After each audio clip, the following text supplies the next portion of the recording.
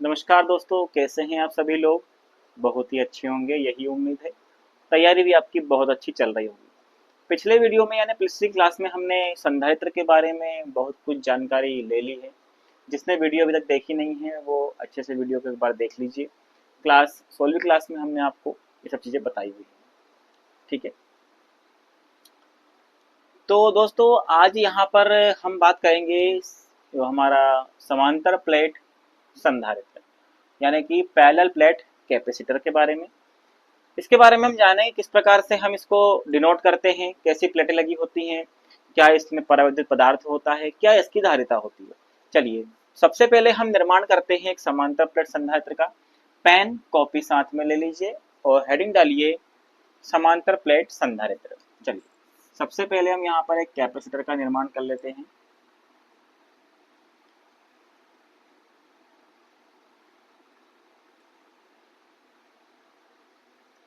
ठीक है, इस प्रकार सभी लोग बनाइएगा।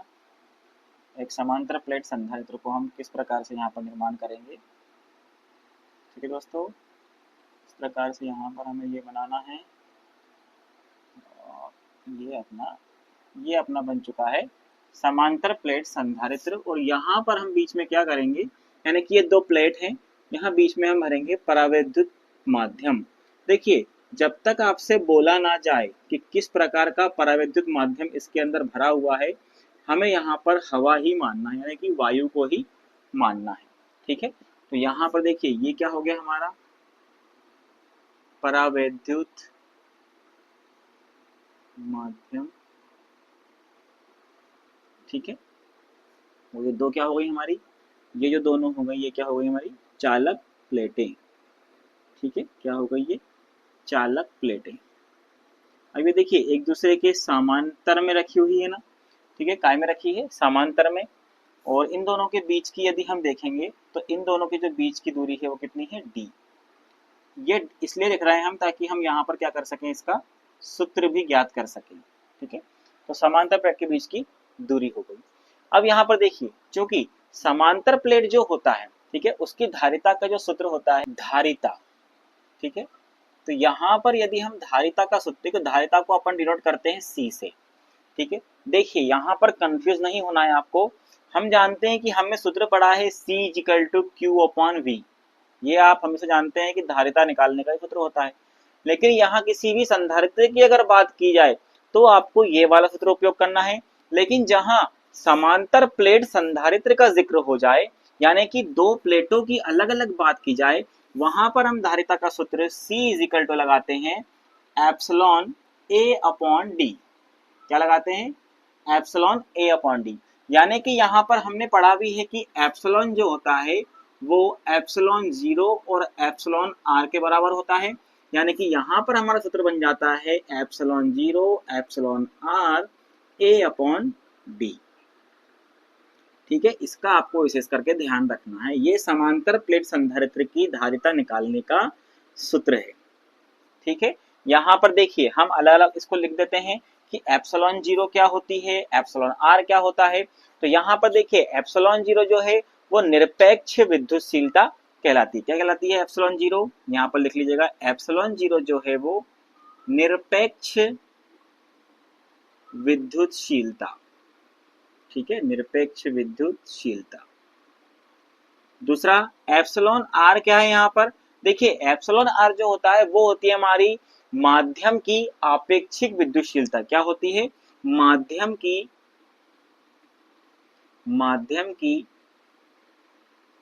आपेक्षिक विद्युतशीलता। ठीक है, और ए जो होता है वो होता है हमारा प्लेट का क्षेत्रफल।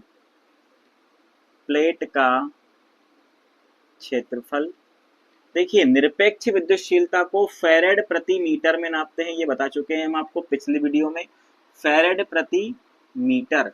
और यहाँ पर आपेक्षिक विद्युतशीलता की कोई इकाई नहीं होती। प्लेट का क्षेत्रफल हमारा होता है इकाई में, मीटर स्क्वायर में। ठीक है, और डी यानी कि दूरी है ना, दोनों प्लेटों के बीच की दूरी, दोनों प्लेटों के मध्य की दूरी। ठीक है, यहाँ पर अगर हम इस क्षेत्रफल की बात करेंगे तो ये क्या है, हमारा क्षेत्रफल है, प्लेटों के बीच की दूरी है, और ये पराविद्युत माध्यम। देखिए यहाँ पर जो पराविद्युत माध्यम है, जिसको हम यहाँ पर क्या बोलते हैं, ई आर, जो आपेक्षिक विद्युतशीलता है, उसका मान अलग अलग होता है। वायु के लिए हमने पढ़ा था, वायु या निर्वात के लिए 1 होता है। ठीक है, उसके लिए अगर कांच का उपयोग करेंगे तो उसके अलग होगा। ठीक है, अभ्रक का प्रयोग करेंगे तो 4 से 6 होगा, तो अलग अलग होता है। ठीक है, यानी कि यहाँ पर हो गया 80, यानी धारिता होता ही है। ठीक है, तो यहाँ पर आपको ध्यान रखना है कि यदि वायु के बारे में पूछ लिया जाए, ये जो पराविद्युत माध्यम है, यदि यहाँ पर ई आर का मान कितना होता है 1, किसके लिए, वायु या निर्वात के लिए, वायु या निर्वात के लिए, और यहाँ पर एप्सिलॉन आर का मान 4 to 6 होता है, किसके लिए, अभ्रक के लिए।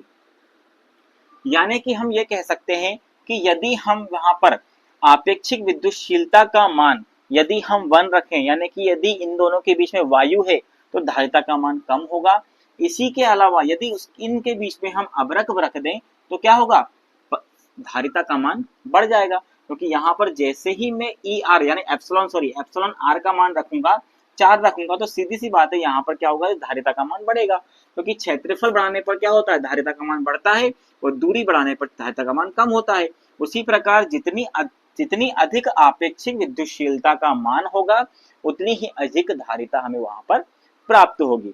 ठीक है, चलिए ये सब नोट कर लीजिए आप। इसके बाद में हम एक चीज और यहाँ पर नोट करेंगे, कुछ पॉइंट लिखेंगे इसके बारे में।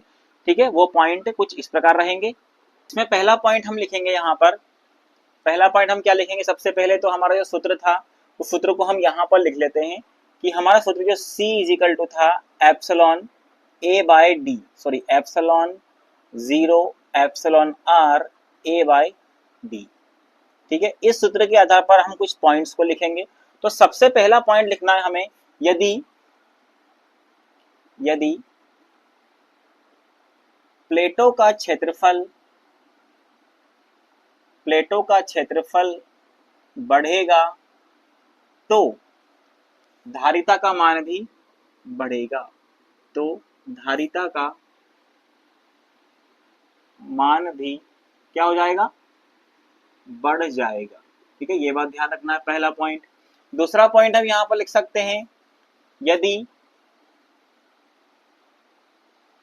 प्लेटों के मध्य की दूरी बढ़ाई जाए तो धारिता का मान क्या होगा, तो धारिता घट जाएगी। ठीक है, धारिता क्या हो जाएगी, घट जाएगी। इसी प्रकार यहां पर देखिए, अगला पॉइंट है, मोस्ट इंपोर्टेंट पॉइंट है, जिसको हम लिखने वाले हैं कि समांतर प्लेट संधारित्र के प्लेटों के मध्य, देखिए समांतर प्लेट संधारित्र है, तो समांतर प्लेट संधारित्र में प्लेटों के मध्य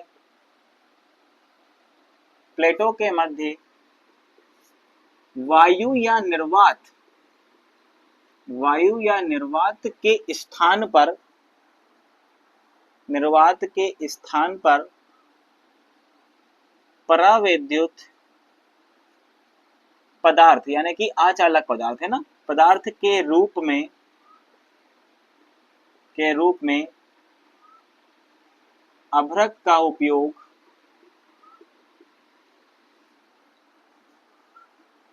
किया जाए तो संधारित्र की धारिता का मान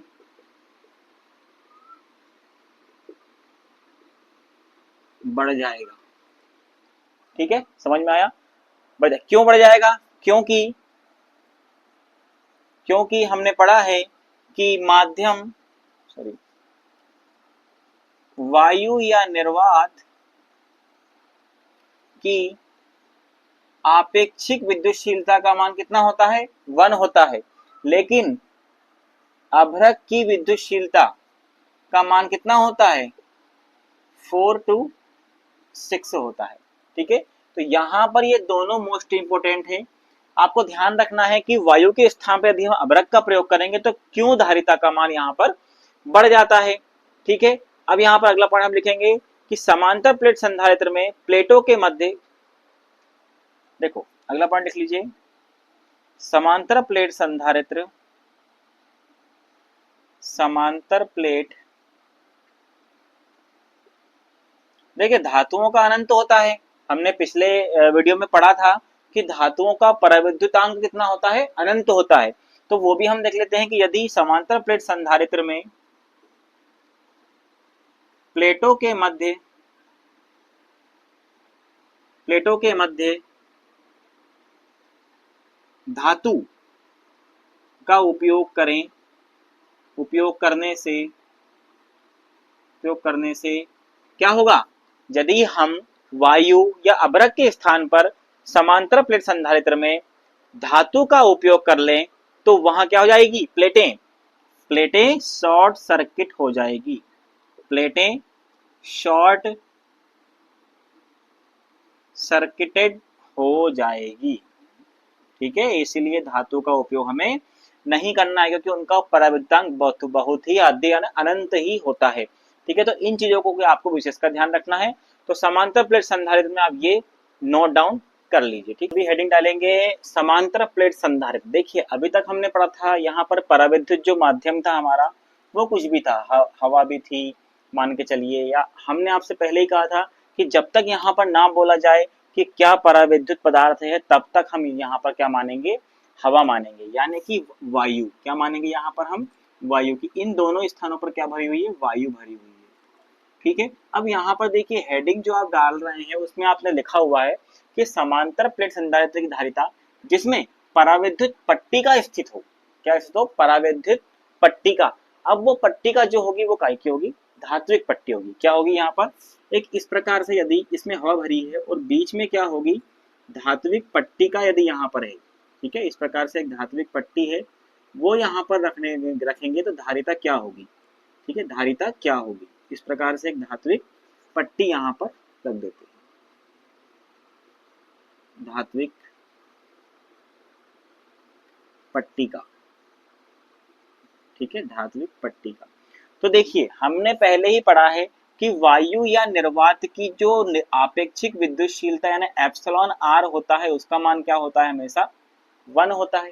ठीक है, लेकिन यदि मैं बात करूं किसी धातु की तो धातु में जो होता है वो यहाँ पर पराविद्युतांक क्या होता है, अनंत होता है।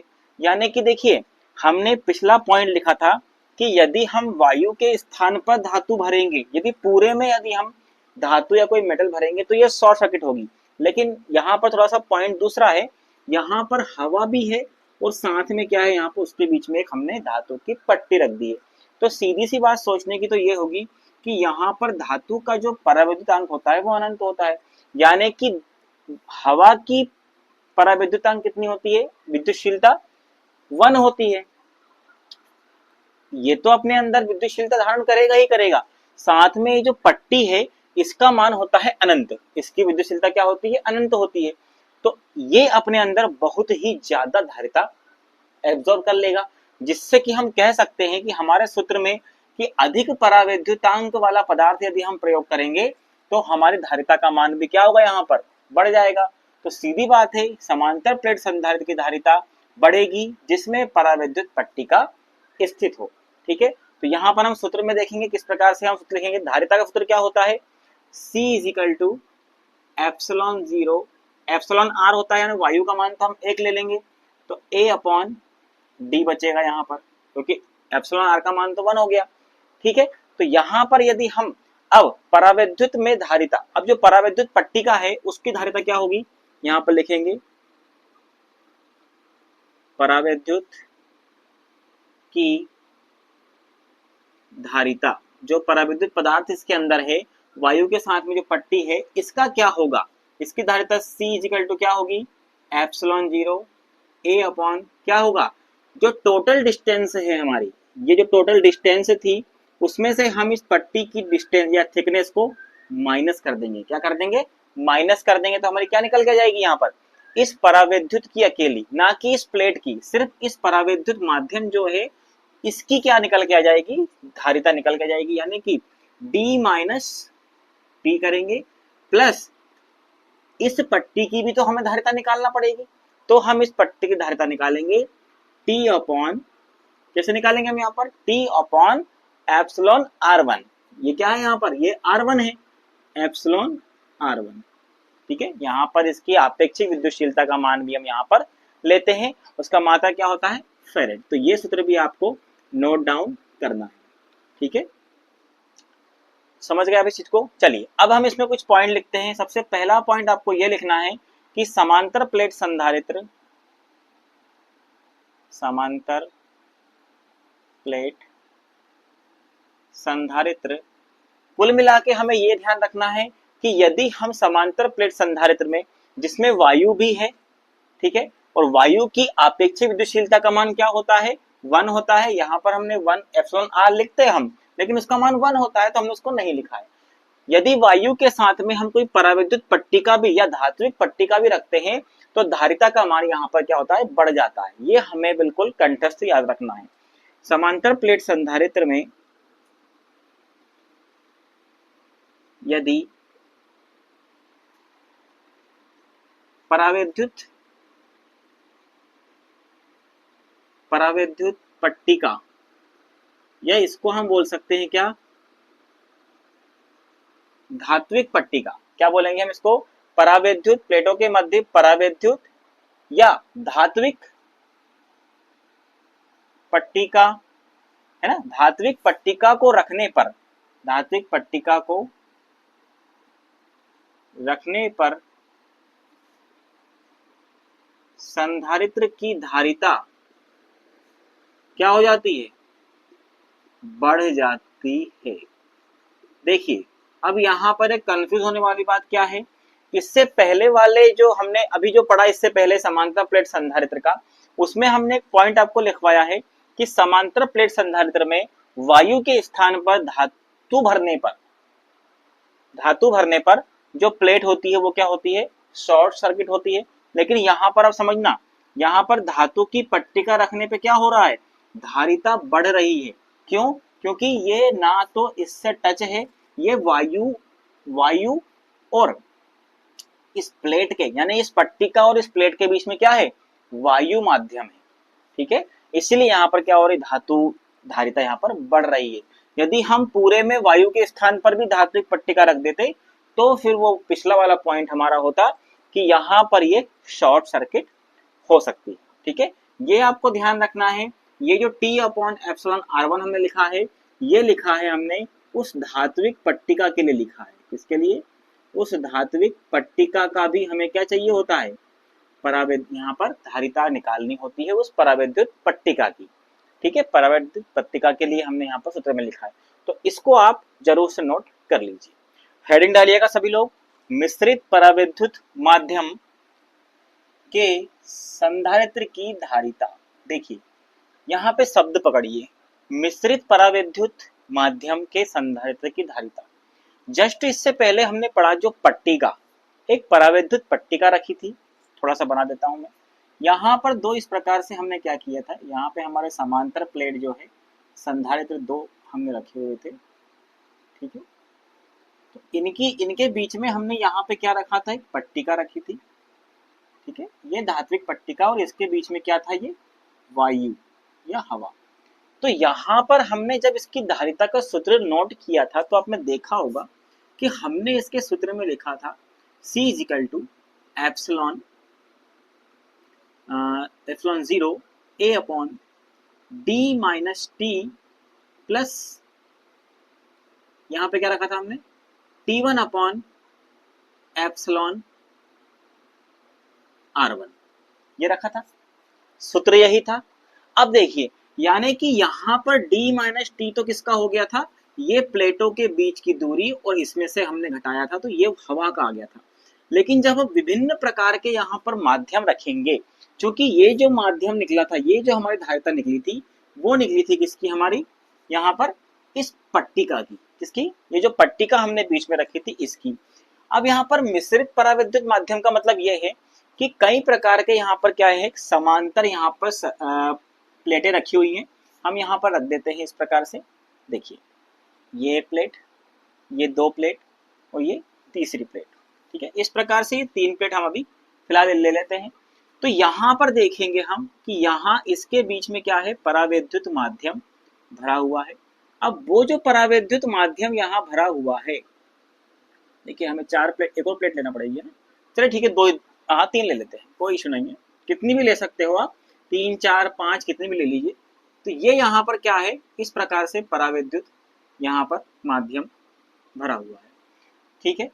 तो यहाँ पर देखिए उसकी हमने चौड़ाई क्या ली थी, T1 टी थी, तो इसकी हम ले लेंगे T1, इसकी T2 और इसकी T3, ठीक है। यहाँ पर जो भी ये परावैद्युत पदार्थ है, हमें इसकी निकालना है, ना कि इन प्लेटों की। यहाँ निकाली थी हमने ये प्लेट की, लेकिन यहाँ पर हमें निकालना है इस परावैद्युत माध्यम की संधारित्र की धारिता, परावैद्युत माध्यम है उसकी। तो यहाँ पर T1 T2 M T3 हम इसको बोल देते हैं, और यहाँ पर इसका परावैद्युतांक क्या लिखेंगे हम, आपेक्षिक विद्युतशीलता, क्या लिखेंगे हम इसकी, आपेक्षिक विद्युतशीलता। आपेक्षिक विद्युतशीलता को किस डिनोट किया जाता है, एप्सिलॉन आर से। तो इसकी मान लेंगे हम एप्सिलॉन R1, इसकी एप्सिलॉन R2 और इसकी एप्सिलॉन R3। अब यहाँ पर इसी सूत्र में हम मान रखेंगे कि माना, हम यहाँ लिख सकते हैं, माना T1, पहला पॉइंट ले लीजिए इसको, माना T1 T2 वहां क्या लिखेंगे हम, माना T1 T2 व T3 मोटाई के 3, कितने हैं यहाँ पर, 1 2 3, T1 T2 व T3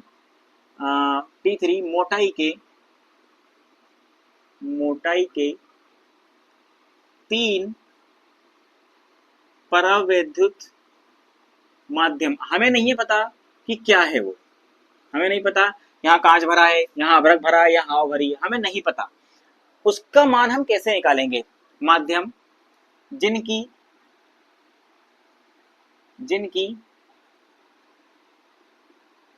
आपेक्षिक विद्युतशीलता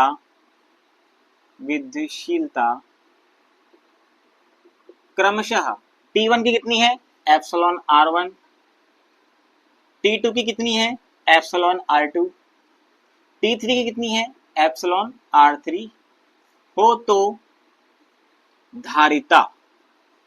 धारिता C का मान कितना होगा। यहाँ पे देखिए सूत्र क्या है हमारा, ऊपर का तो सेम रहेगा, एप्सिलॉन 0 A अपॉन, अब यहाँ पर देखिए प्लेट की नहीं निकालना, हमें सिर्फ निकालना इसकी।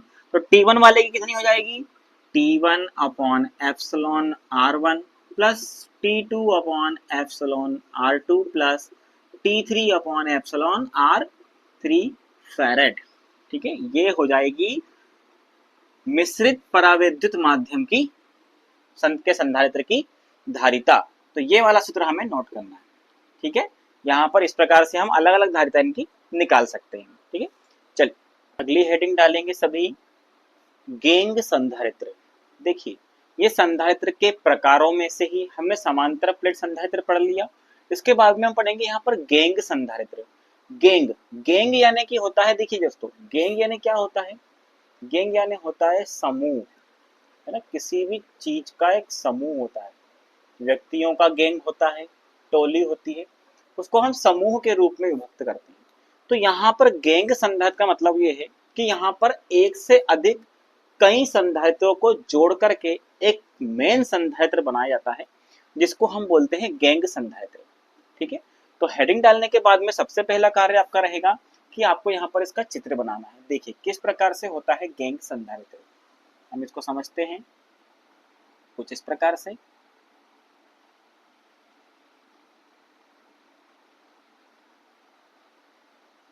इस प्रकार सब लोग चित्र बनाएंगे, ठीक है। हम गैंग के रूप में इसको डिनोट कर रहे हैं, तो गैंग के रूप में ही हमें इसको यहाँ पर बनाना है, ठीक है।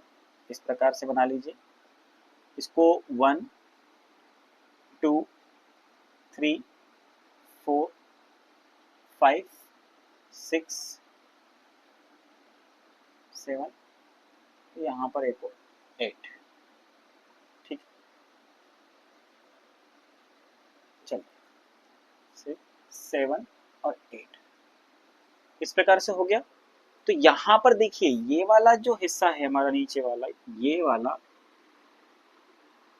ये यहाँ पर देखिए ये एक प्रकार का क्या होता है हमारा 1 1 1 3 5 7, ये क्या है हमारी स्थिर प्लेटें हैं। कौन सी प्लेटें हैं ये ऊपर वाली, इनको हम बोलते हैं क्या, स्थिर प्लेट। ठीक है, स्थिर प्लेट। और ये नीचे वाली जो प्लेट्स लगी हुई हैं ये 2 4 6 और 8, ये है हमारी चल प्लेट, जिनको हम क्या बोलेंगे, चल प्लेट। कुल मिलाकर के ये है एक प्रकार का परिवर्तनीय संधारित्र, एडजस्टेबल, यानी कि इसकी धारिता को हम क्या कर सकते हैं, एडजस्ट कर सकते हैं। एक रोटर टाइप में धुरी होती है, क्या होती है, जैसे आर्मेचर की सॉफ्ट होती है ना, साफ्ट, उसी प्रकार से उसी साफ्ट पर ये एक ऐसी ही साफ्ट पर इनको लगाया जाता है। और संधारित्र का यह हैंडल जो होता है, इसको बाहर करने पर संधारित्रता कम होती है और अंदर की ओर करने पर इसकी कैपेसिटेंस बढ़ जाती है। ठीक है, ये एक प्रकार का यहाँ पर जो बीच में आपको गैप दिख रहा है, ये है यहाँ पर आपको मिलेगी वायु, यानी कि ये एक प्रकार का कैसा संधारित्र होगा, वायु संधारित्र। कैसा होगा ये, वायु संधारित्र। ठीक है, और ये जो पत्तियां बनी होती हैं, ये पत्तियां बनी होंगी आपकी किस चीज की, ये जो दोनों प्रकार की जो पत्तियां आपको दिख रही हैं, ये पत्तियां बनी होंगी आपकी एल्यूमिनियम की। मोस्टली काय की बनी होती है, एल्यूमिनियम। ठीक है, ये भी आपको ध्यान रखना है कि जो हमारा गैंग संधारित्र होता है उसके कैपेसिटर की जो धात्विक पत्तियां होती हैं, जो प्लेट्स होती हैं, वो एल्यूमिनियम की बनी होती है। ठीक है, ये आई बात समझ में। अब हम बात करेंगे इसकी धारिता की। ठीक है, इसकी धारिता को हम किस प्रकार नोट करेंगे, क्योंकि हम जानते हैं कि संधारित्र की धारिता का जो सूत्र होता है वो होता है ε0 A/d, चूंकि वायु संधारित्र है और हम जानते हैं कि एप्सिलॉन आर का मान 1 होता है, इसलिए हमने यहाँ पर लिखा नहीं है। लेकिन इस जो गैंग संधारित्र है इसकी धारिता का मान यहाँ पर होगा n-1 ε0 A/d। अब ये मैं आपको समझा देता हूँ ये क्यों होता है। पर सबसे पहले हम ये जानते हैं कि यहाँ पर देखिए अपने को पता है C क्या है, ε0 क्या है, A क्या है और D क्या है, ये पिछले वीडियो में भी हम बता चुके हैं। अब यहाँ पर n और n-1 यानी कि n जो होगा उसको आपको समझना होगा कि ये जो है चालक प्लेटों की संख्या है। क्या है, n चालक प्लेटों की संख्या। देखिए यहाँ तक बन रहा है हमारा टोटल जोड़ा, तो ये जो है 7 जो है हमारी टोटल क्या होंगी, यहाँ पर इस प्रकार से चालक प्लेटें होंगी। तो चालक प्लेटों की संख्या हो गई। और n-1 जो होता है वो होता है संधारित्रों की संख्या, संधारित्र की संख्या। अब आपके दिमाग में एक क्वेश्चन आना चाहिए कि n-1 क्यों, यानी कि चालक प्लेटों की संख्या से एक कम होती है संधारित्रों की संख्या। आइए जानते हैं कैसे। देखिए यहाँ पर हम देखते हैं कि हमारे जो जोड़े बन रहे हैं वो कितने, 1 2 3 4 जोड़े हमें यहाँ पर बन रहे हैं। यानी कि यदि मैं इनका परावैद्युत माध्यम लिख दूं तो इसका मान लिख देता हूं P1 P2 P3 P4 P5 P6 और P7। ठीक है, यानी कि यहाँ पर जो हमारे परावैद्युत माध्यम बनेंगे वो इतने बन रहे हैं। अब सबसे पहले हम ये समझते हैं यहाँ पर कि कितने संधारित्र बन रहे हैं।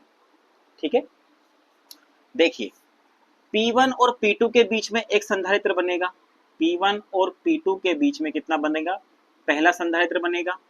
P2 और P3 के बीच में दूसरा संधारित्र बनेगा, P2 और P3 के बीच में दूसरा संधारित्र। P3 और P4 के बीच में बनेगा, P3 और P4 के बीच में तीसरा बन गया। और P4 और P5 के बीच में बनेगा कौन सा, चौथा। P5 और P6 के बीच में बनेगा पांचवा। और P6 और P7 के बीच में बनेगा छठवां। यानी कि हम ये देख सकते हैं कि हमारी चालक प्लेटों की संख्या, यानी कि ये वाली जो प्लेट होगी ये हमारी कोई कार्य नहीं कर रही होगी, ये हमारे संधारित्र से बाहर होगी।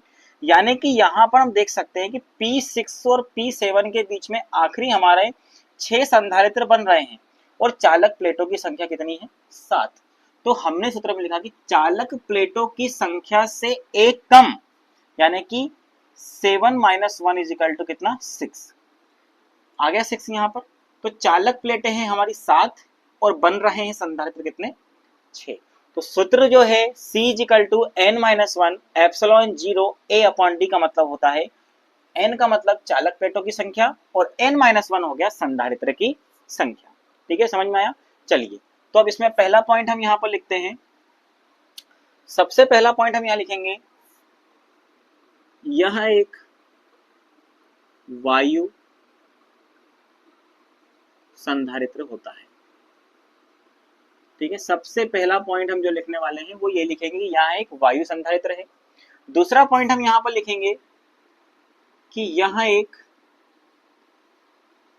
परिवर्तनीय, कौन सा परिवर्तनीय, यानी कि वेरिएबल, वेरिएबल जिसको क्या बोलते हैं हम वेरिएबल, या समायोजनीय जिसको हम क्या बोलेंगे समायोजनीय। समायोजनीय को किसे बोलते हैं एडजस्टेबल, एडजस्टेबल, एडजस्टेबल संधारित्र है। ठीक है, ये वाला मैं मिटा देता हूं, ये आपको समझ में आ गया होगा। ठीक है, तो थोड़ी जगह हो जाएगी हमें यहाँ पर। चलिए, तो n-1 क्यों था ये हमने पहले ही देख चुके हैं। अब यहाँ पर अगला पॉइंट हम लिखेंगे, यह है क्या है परिवर्तनीय समायोजनीय संधारित्र है। अगला पॉइंट इसमें हम लिखने वाले हैं कि इसमें धारिता को, देखिए नोट्स बनाते हैं तो इसी प्रकार से नोट्स आपको बनाना है कि बिल्कुल एक ही जगह पर सारी चीजें आपको लिख जाए, और थोड़ी बहुत जगह आप उस नोट्स में छोड़ सकते हैं ताकि आपको लिखने में उसमें क्या होती है आसानी हो सके। ठीक है, तो नोट्स बहुत ज्यादा जरूरी है बनाना। इसमें धारिता को बढ़ाने के लिए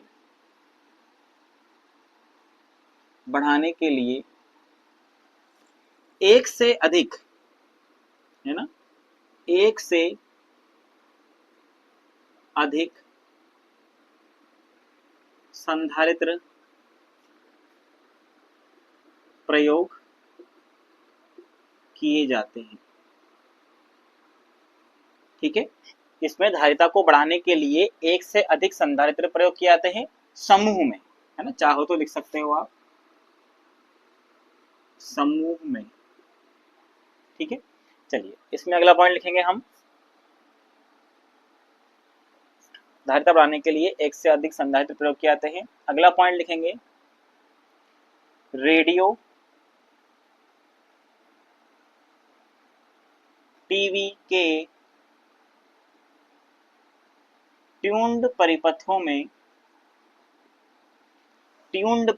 में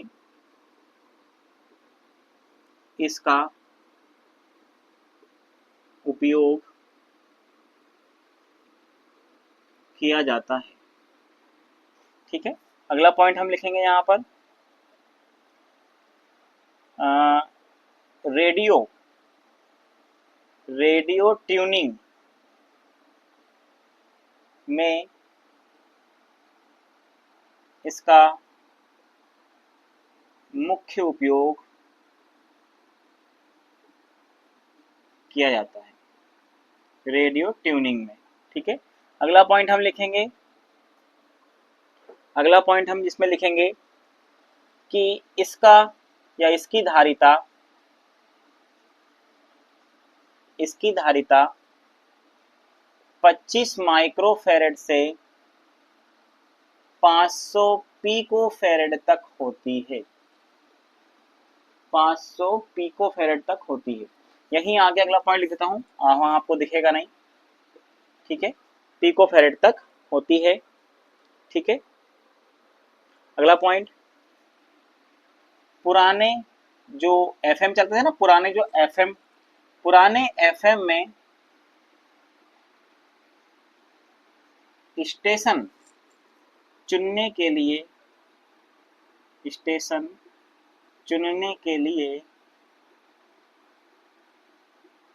गैंग संधारित्र का प्रयोग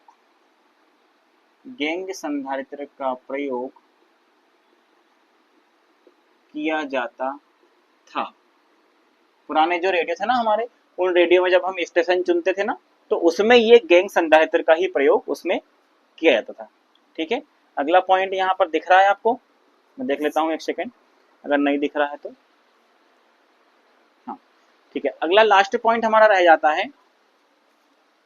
अगला लास्ट पॉइंट इसमें आप लिखिएगा, ठीक है, पुराने एफएम में स्टेशन चुनने के लिए गैंग संधारित्र का प्रयोग किया जाता है। ठीक है, हाँ, ट्रांजिस्टर में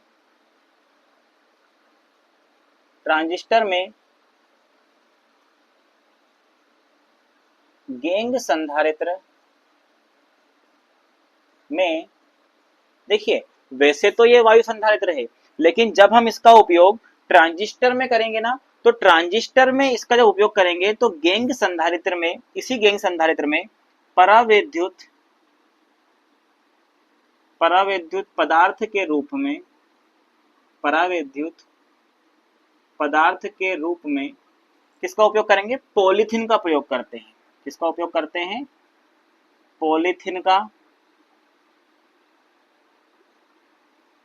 उपयोग किया जाता है। ठीक है, ट्रांजिस्टर एम्पलीफायर जो होते हैं उसमें जब हम अधिक गैंग संधारित्र का उपयोग करेंगे तो उसमें हम परावैद्युत पदार्थ के रूप में पॉलीथीन का उपयोग करेंगे। यही आपको नोट करना है, इसको अच्छे से आप नोट कर लीजिए। ठीक है, हेडिंग डालेंगे सभी रिसाव प्रतिरोध। ठीक है, यहाँ पर अब हम गैंग संधारित्र और हमारा जो अभी हमने पढ़ा संधारित्र के बारे में, इसके बारे में जानने के बाद अब हमें रिसाव प्रतिरोध भी ध्यान होना चाहिए कि आखिर रिसाव प्रतिरोध होता क्या है। ठीक है, तो रिसाव प्रतिरोध का मतलब ये होता है कि जो हमारी चालक प्लेटें होती है ना, इसके बीच में हम जो ये परावैद्युत माध्यम भरते हैं इसके अंदर, ठीक है, ये हमारी क्या चालक प्लेटें होती हैं, ये जुड़ी होती है इस प्रकार से, इसके बीच में ये होता है परावैद्युत माध्यम। ठीक है, परावैद्युत माध्यम। देखिए हम जानते हैं कोई भी चीज अपने आप में परिपक्व या परिपूर्ण नहीं होती। जिस प्रकार से ट्रांसफार्मर पढ़ा था, ट्रांसफार्मर एक आदर्श ट्रांसफार्मर नहीं होता। कोई भी ट्रांसफार्मर हो एक आदर्श तो होता ही नहीं है, थोड़ी बहुत लॉसेस तो उसमें होती है। इसी प्रकार ये जो परावैद्युत माध्यम है ना, ये भी एक प्रकार से क्या होता है, आदर्श परावैद्युत माध्यम नहीं होता है।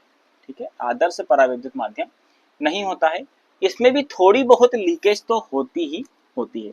लीकेज का मतलब ये होता है कि जब इसमें से धारा का प्रवाह होता है तो जब यहाँ पर पॉजिटिव चार्ज और यहाँ पर नेगेटिव चार्ज पहुंचते हैं तो ये आवेशित तो होता है, लेकिन साथ में थोड़ा बहुत प्रतिरोध इस परावैद्युत माध्यम का होता है, जिसको हम कहते हैं रिसाव प्रतिरोध। क्या कहते हैं इसको? हम लीकेज कहते हैं। ठीक है, लीकेज होता है,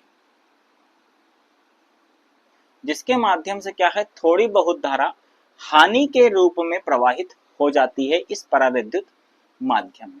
है अचालक, ये है चालक, लेकिन फिर भी धारा का प्रवाह हो रहा है, यानी कि लीकेज है कुछ ना कुछ। तो इसको हम यह लिख सकते हैं, पहला पॉइंट, ठीक है, कि कोई भी अचालक या परावैद्युत पदार्थ आदर्श परावैद्युत नहीं होता है, नहीं होता है, क्योंकि उसका स्वयं का अपना थोड़ा बहुत प्रतिरोध होता है, और वह जो प्रतिरोध होता है ना, वह प्रतिरोध हमारा जो संधारित्र है उसके समांतर में होता है। किस प्रकार से? देखिए इस प्रकार से ये वाला हमारा संधारित्र है और इसके समांतर में ये हमारा लीकेज रेजिस्टेंस होता है। कौन सा होता है? ये RL। ये हमारा कैपेसिटर है, ठीक है, इसके समांतर में क्या होता है? ये लीकेज हमारा प्रतिरोध होता है। ठीक है, इसको हम पॉइंट में रूप में कुछ इस प्रकार भी लिख सकते हैं कि संधारित्र में परावैद्युत जो माध्यम होता है उसमें से अति निम्न धारा गुजरती है। क्या होती है? बहुत ही निम्न मात्रा में कोई धारा गुजरती है जिसे हम रिसाव धारा कहते हैं। ठीक है, चलिए लिख लेते हैं। संधारित्र के परावैद्युत माध्यम में से अति निम्न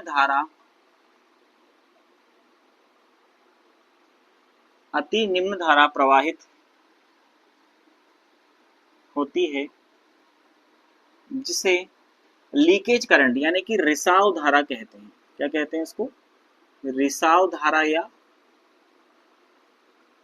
लीकेज करंट, लीकेज करंट कहते हैं।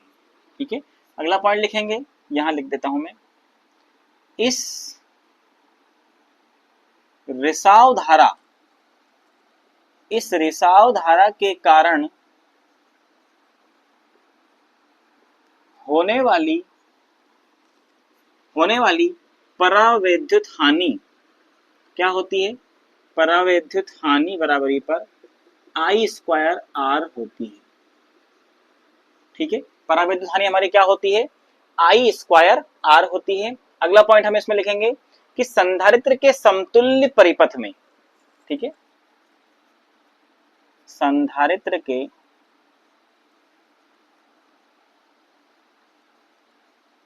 समतुल्य परिपथ, ठीक है, संधारित्र के समतुल्य परिपथ यानी कि ये जो हमारा प्रतिरोध है, ये जो हमारा कैपेसिटर है, इसके समतुल्य परिपथ में जो हमारा टोटल जो संधारित्र है उसके समांतर जो भी प्रतिरोध होगा वो उसका रिसाव प्रतिरोध होता है। समतुल्य परिपथ जो होता है संधारित्र के समतुल्य परिपथ में संधारित्र के समांतर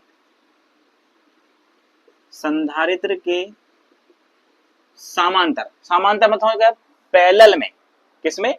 पैरेलल में। कोई भी शुद्ध संधारित्र है, उस संधारित्र के समांतर में जो हमारा परावैद्युत का जो रिसाव प्रतिरोध होता है, परावैद्युत का प्रतिरोध समांतर में परावैद्युत का प्रतिरोध रिसाव प्रतिरोध होता है। ठीक है, तो कुल मिलाकर के हमें यह ध्यान रखना है कि जो रिसाव प्रतिरोध होता है, वहां अगर बात हो रही हो संधारित्र की, तो रिसाव सिर्फ किसमें होगा? इस परावैद्युत माध्यम के अंदर ही रिसाव होता है। ठीक है, थोड़ा बहुत प्रतिरोध इसका भी होता है, जिसमें क्या होता है, यहाँ पर जो धारा जो बहती है ना, क्योंकि विभवांतर है तो धारा तो यहीं से बहेगी, तो इस धारा के बहने के कारण थोड़ी बहुत इस परावैद्युत माध्यम में भी पहुंच जाती है, जिसे हम रिसाव धारा कहते हैं। और इस प्रतिरोध को हम रिसाव प्रतिरोध कहते हैं, जो कि शुद्ध संधारित्र के समांतर फलस्वरूप होता है।